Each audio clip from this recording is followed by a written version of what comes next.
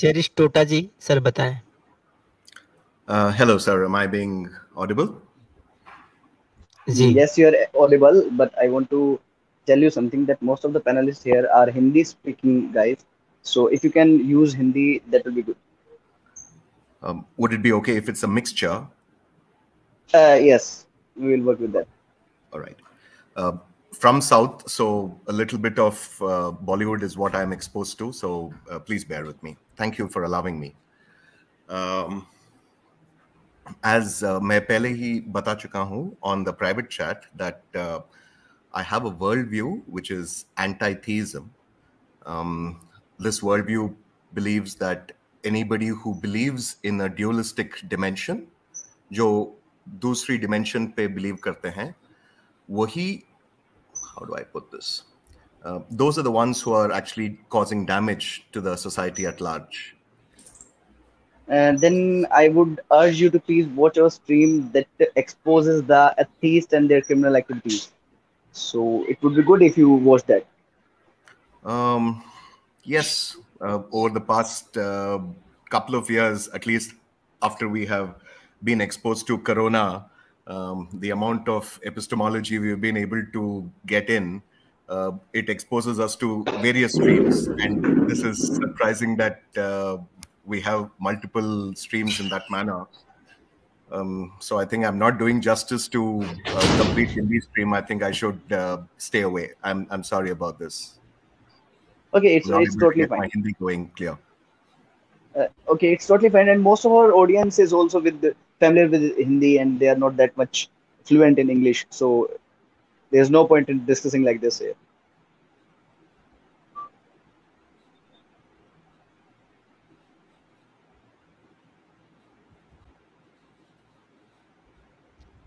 क्या हुआ, इतना सन्नाटा क्यों है? मुझे नहीं पता, पर वो अभी शायद कोई बात नहीं रखेंगे। ठीक है, तो आप नेक्स्ट कॉलर को ले सकते हैं, कोई है तो। ओके अच्छा, ये एक भाई प्राइवेट में मैंने लिख दिया है भाई, जिनको डिबेट करना हो सिर्फ वही जुड़े जाएंगे, अन्य लोग प्लीज मान जाओ यार। मुझे दिक्कत तब होने लगती है कि जब हम डिबेट का रखते हैं और लोग जनरली टॉपिक छोड़ के अब दूसरी तीसरी बात करने के लिए आ जाते हैं। यार डिबेट का है, डिबेट रहने दो ना, मजा लो यार, कोई आएगा तो उससे हम बात करेंगे, आपको सुनना अच्छा लगेगा। सर थोड़ा ट्राई कर सकता हूँ मिक्सचर हिंदी में। हाँ बिल्कुल, आप ट्राई कर सकते आप हो। अभी अभी ऐसे बोलेंगे तो सर आपकी बात समझ में आएगी सर। Okay sure. 2 महीने पहले I got exposed to science journey and rational debate. I'm sure वो नाम सुने होंगे because that is something which is very popular now. वो बोल रहे थे कि Sanskrit as a language itself, though it is claimed जो बहुत पुराना है, पर उसकी लिपि evolve हुआ है 9वीं या 10वीं सेंचुरी के बाद। So what is your opinion on that, sir? Okay, sir उनसे अगर दोबारा कभी जाना हुआ उनके स्ट्रीम में तो आप उनसे ये पूछिएगा कि संस्कृत की लिपि जो कह रहे हैं कि संस्कृत की लिपि जो है वो धीरे धीरे इवॉल्व हुई है या बाद में इवॉल्व हुई है, तो उनसे ये पूछें कि कौन सी सदी में संस्कृत की लिपि इवॉल्व हुई।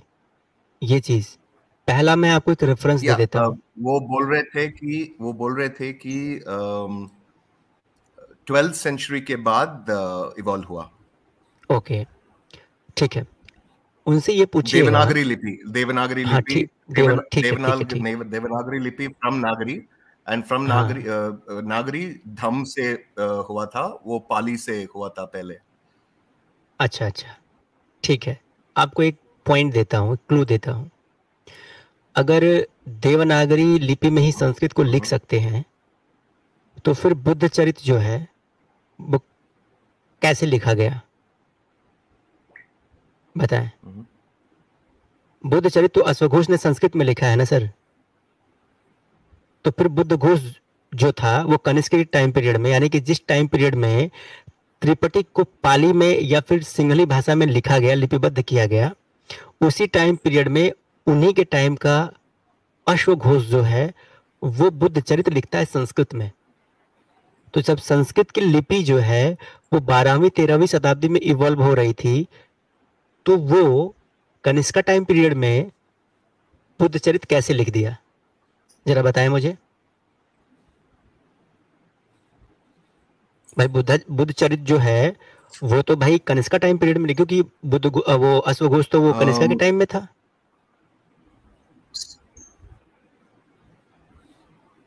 ओके तो आप बता रहे हैं कि संस्कृत जो भाषा है वो दूसरी लिपि में भी लिखा जा सकता था पहले? बिल्कुल लिखा जा सकता है सर।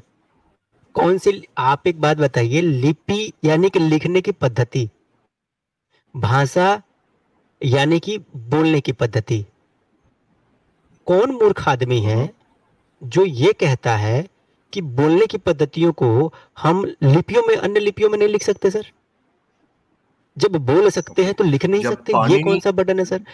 ब्राह्मी लिपि में, मैं आपको बताता हूं, एक और क्लू दे देता हूं आपको, एक और क्लू देता हूं। उनसे ये भी पूछिएगा कि अगर संस्कृत जो है वो 12वीं 13वीं शताब्दी में इवॉल्व हो रही थी, तो सम्राट अशोक के अभिलेख जब लिखे गए, तो सम्राट अशोक के अभिलेखों में जो प्राकृत है और जो पाली है, तो प्राकृत और पाली में आपको पता होगा, उन्होंने बताया भी होगा कि जो बड़ा सौ है और जो षटकोण वाला सौ है, ये दोनों ही प्राकृत और पाली में नहीं होते, जबकि सम्राट अशोक के अभिलेखों में ये स्पष्ट रूप से प्रयोग किए गए हैं। यानी कि छोटा सा, बड़ा सौ यानी कि शरीफा वाला सौ और षटकोण वाला सौ, ये तीनों ही सौ जो हैं वो सम्राट अशोक के अभिलेखों में इस्तेमाल किए गए हैं। तो अगर संस्कृत नहीं थी, यानी कि संस्कृत की लिपि ही नहीं थी, या फिर ये संस्कृत को अन्य लिपियों में लिखा ही नहीं जा सकता था, तो फिर सम्राट अशोक के अभिलेखों में लिखा कैसे गया? इसका जवाब है पाणिनि जो अगर आप कहेंगे तो मैं दिखा भी दूंगा आपको। चेरिस्टोटा जी, अगर आप ये कहेंगे तो मैं दिखा भी दूंगा। हाँ please, if you don't mind please वो दिखा दीजिए कुशवाहा जी, तब तक मैं इनसे एक छोटी सी बात कर लेता हूँ। चेरिस्टोटा जी, अभी आप देख रहे हो, ये जो भाई बोल रहे थे, his name, the name that he has put on here is सनातन समीक्षा। ये जो सनातन समीक्षा जो शब्द है, ये दोनों ही संस्कृत और हिंदी के शब्द हैं, लेकिन इन्होंने इंग्लिश के अल्फाबेट यूज करके उसको लिखा हुआ है ना?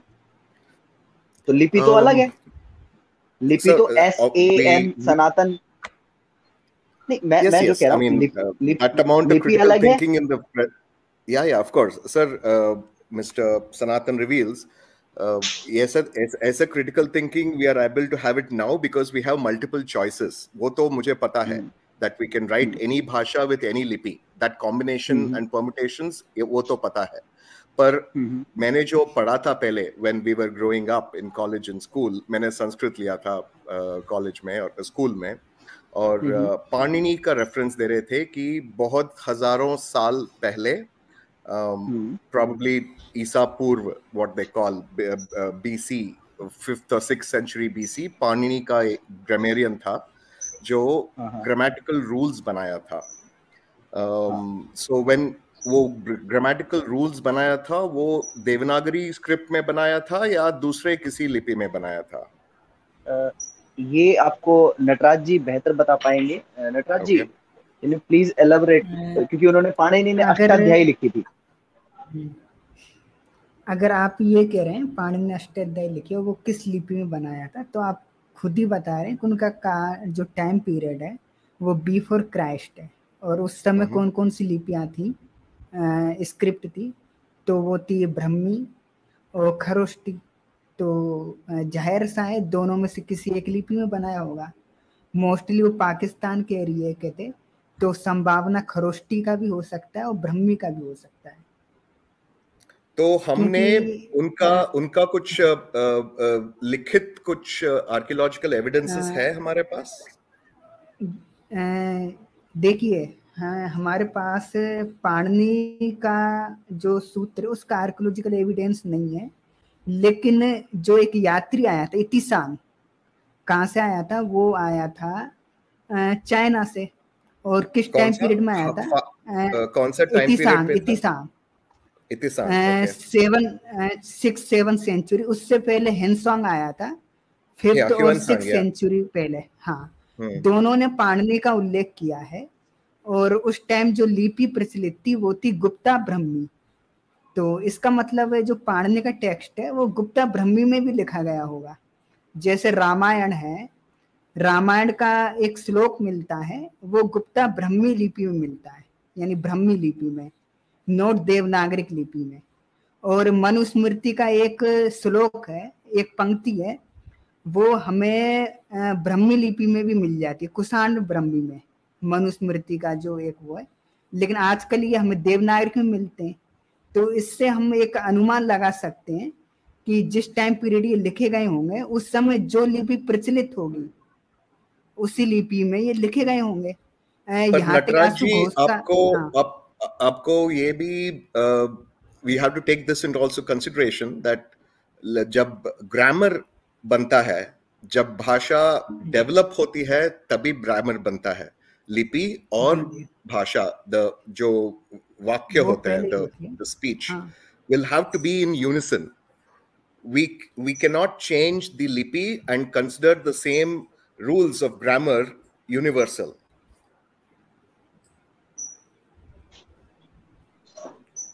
तो वो लिखे तो उसी में जाएंगे ना नियम, जिस लिपि प्रचलन में,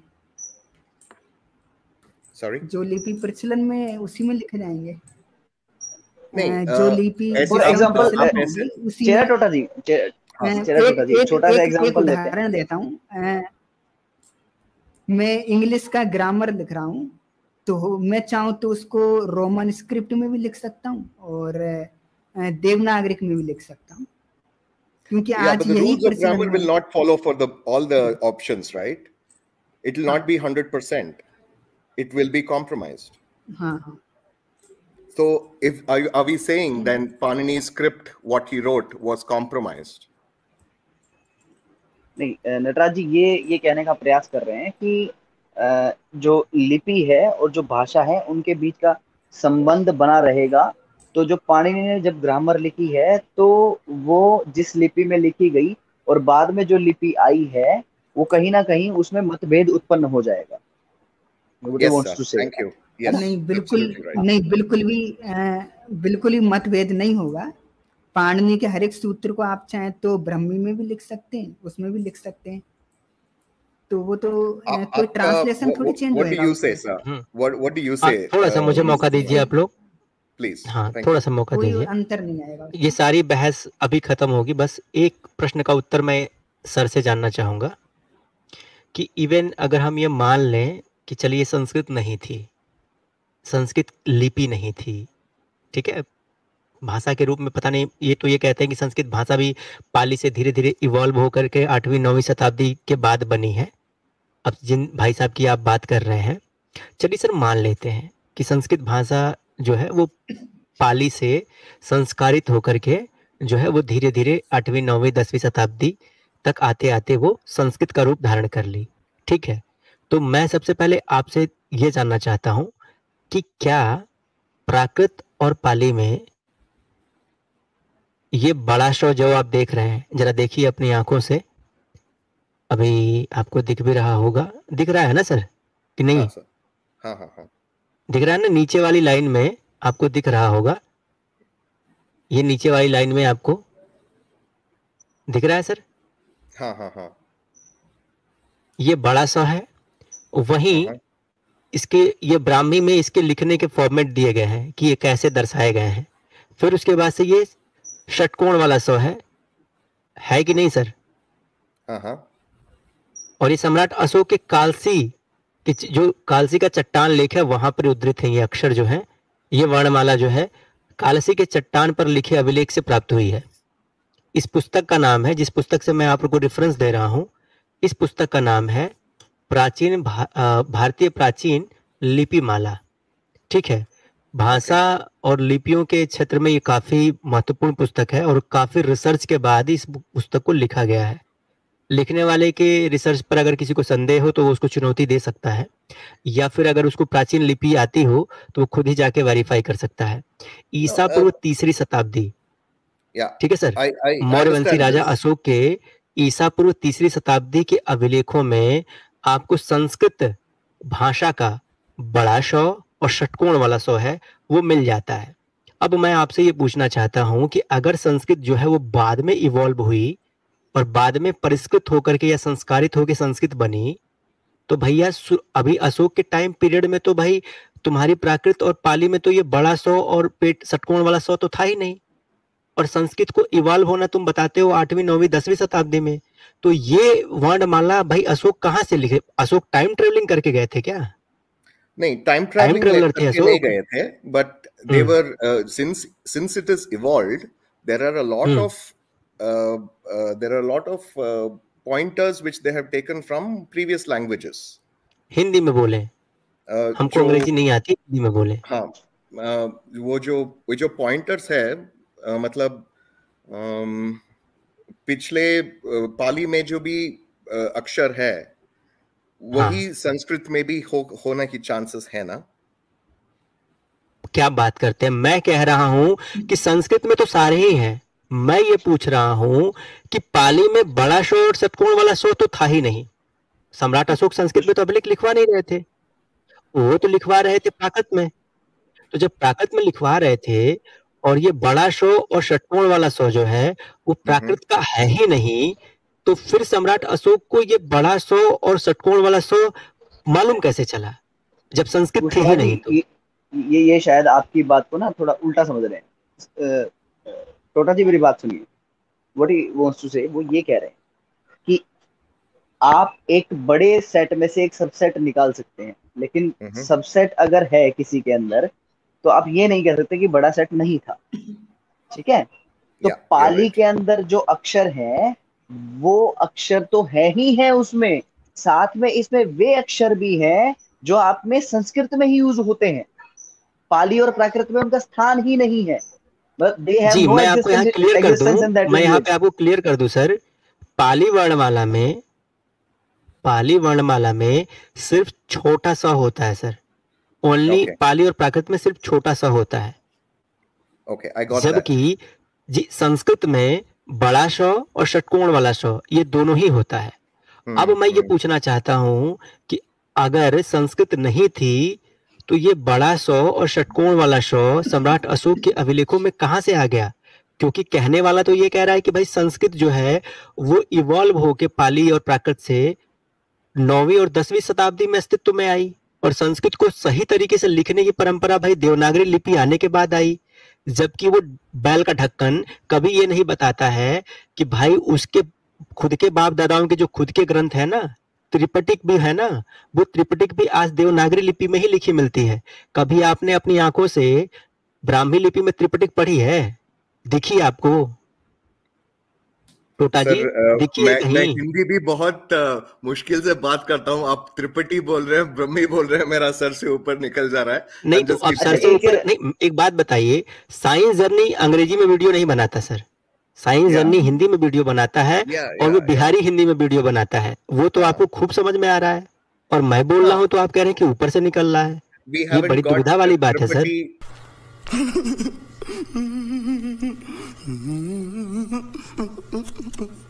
बहुत कंफ्यूजन है, कहीं नहीं मिला था। This word which is being used now is something which is new, so I'm just being modest enough to claim that it is going out of my reach. आपने साइंस जर्नी की कितनी videos देखी हैं? To be honest, मतलब बिल्कुल honesty से बताना। 15 to 20 और उसमें से अंग्रेजी में कितनी वीडियो देखी उसकी? नहीं, उसकी अंग्रेजी में कितनी वीडियो देखी है? वो he does not do in English, right? तो फिर उसकी बात कैसे समझ में आती है आपको? हाँ, मगर I'm just mentioning that one word which you took of Tripati. नहीं, वो कुशवाहा जी वो कह रहे हैं कि नहीं सर, त्रिपिटक आपको नहीं समझ में आ रही? त्रिपिटक भाई बुद्धिज्म का मूल ग्रंथ है त्रिपिटक। त्रिपिटक जो है, word which I say I'm not getting it, sir. That's about it. So कोई बात नहीं, आप इसको ऐसे समझ लीजिए, how come you do this and how come you do that is definitely not relevant here. नहीं, आप इसको ये समझ लीजिए, जो बुद्धिज्म का जो सबसे मतलब what can I say, the foundation stone जो स्क्रिप्चर्स में है, that is Tripitaka. Okay, all right. ठीक है, इसके 3 खंड हैं, hence त्रिपिटक. Okay. और एक और चीज था, if I can take a couple of minutes more. नहीं, वो जो भी चीज था उसको किनारे रखें सर, दूसरे प्रश्न में बाद में आएंगे. मुझे सबसे पहले इसका आंसर चाहिए सर, आपसे चाहिए कि जब संस्कृत 12वीं 13वीं शताब्दी में इवॉल्व होकर अस्तित्व में आई, तो क्या सम्राट अशोक टाइम ट्रेवलर थे कि उन्होंने कैसे अपने अभिलेखों में लिख दिया? ये जी कुशवाहा जी, ये खुद बोल चुके हैं कि 5th to 6th century BC में इन्होंने पाणिनि के बारे में पढ़ा है, और पाणिनि ने अब जब अष्टाध्यायी लिखी है तो ऑब्वियसली वो संस्कृत की ग्रामर है. अब इनका क्लेम क्या है कि बाद में जो देवनागरी लिपि आई है, वो देवनागरी लिपि के साथ वो ग्रामर कैसे मैच कर रही है जो किसी और लिपि में लिखी गई थी. एम आई राइट? आपका क्वेश्चन सही पकड़ रहा हूं मैं? Almost absolutely right sir. हाँ ठीक है, अब सुनिए, देवनागरी लिपि बाद में डेवलप हुई है और वो उसी के अनुरूप डेवलप हुई है ना. अब समझिए, जो लिपि बाद में आई है और वो भाषा के लिए ही सिंबल, लिपि क्या होती है? भाषा के लिए सिंबल्स, जो ध्वनियां हैं उनको आप सिंबल्स देते हो, यही तो लिपि है. लिपि इज नॉट कि उसके लिए कोई रूल है. लिपि क्या है? आपकी जो ध्वनियां हैं उसको आप संकेत, सिंबल देते हैं, चिन्ह देते हैं कि इस ध्वनि का ये चिन्ह होगा. तो इस बात से कोई फर्क नहीं पड़ता, कोई कॉम्प्रोमाइज नहीं आएगा कि जो पाणिनि जी ने जो ग्रामर लिखी थी वो फिर देवनागरी पे आएगी तो कॉम्प्रोमाइज हो जाएगी, ऐसा कुछ नहीं होगा. आजकल भी तो देखिए जो वेदा है वो अलग अलग लिपि में लिखे जाते हैं, देवनागरी में. उसके अलावा साउथ में देखिए, साउथ की लिपियों में है वेदा. इसका एक और सबसे छोटा सा एग्जांपल है. वो आप जो बोल रहे हैं एग्जांपल, वो रेट्रोस्पेक्टिव होता है. फॉरवर्ड है ना ये तो. प्रभु सुनिए, आप जो भाषा बड़ी प्यारे पुराना तमिल ब्रह्मी में लिखा जाता था, आजकल का तमिल अलग लिपि में लिखा जाता है. हाँ, संकेत देना मुश्किल चीज नहीं है. अगर आपको ग्रामर दोबारा से डेवलप करनी पड़ जाए तब दिक्कत है. ठीक है, ग्रामर थोड़ा ना रीडेवलप हुई है, संकेत तो दिए जा सकते हैं. फॉर एग्जांपल जो आपकी दिस इज अभी जो आपने बोला, मुझे अभी this is new news for me, this is new information for me. जो तमिल आपने बोला कि दूसरे लिपि में भी पहले लिखा जाता था, तमिल ब्रह्मी में लिखा जाता था, तमिल डेवलप हुआ. That is new news for me, so that is information for me. Thank you. अब दूसरा लिपि में लिखा जाता है. पहले तमिल ब्रह्मी, ये जैसा यहाँ दिख रहे हैं ना अक्सर, ये ऊपर देवनागरी के नीचे ब्रह्मी में, तो इसी टाइप में तमिल भी लिखा जाता था पहले.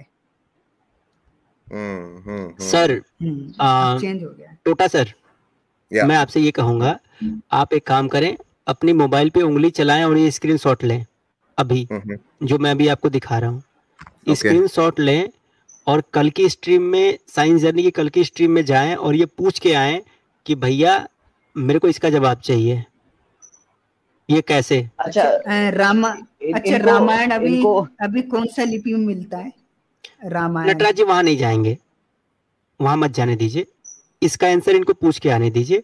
और सर, अगर आपको फिर भी भाषा और लिपि पर संदेह रहेगा, आपको वास्तव में समझना ही है कि भाई क्या अभिलेख मिले हैं, क्या एविडेंस है, क्या प्रमाण है, क्या भाई ऐसे कैसे हुआ, वैसे कैसे हो गया, तो सर हम आपको स्पेशली इनवाइट कर रहे हैं. अगर आप इस प्रश्न का उत्तर लेके आएंगे तो मैं आपको स्पेशली इनवाइट करता हूं.